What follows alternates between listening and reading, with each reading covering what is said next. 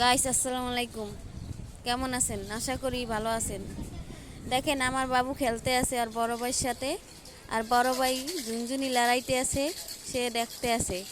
একটা ফুল নিয়ে এসে বড় ভাই ফুলটা হাতে দিছে, সে পাইয়ে অনেক খুশি। আর বড় ভাই হাসাবে হাসাবে দেখেন দেখেন, অনেক চেষ্টায় আছে আর হাসতেও আছে। জিব্রা বাইর করতে আছে, পাও দুটো লড়াইতে আছে অনেক জোরে জোরে। দেখেন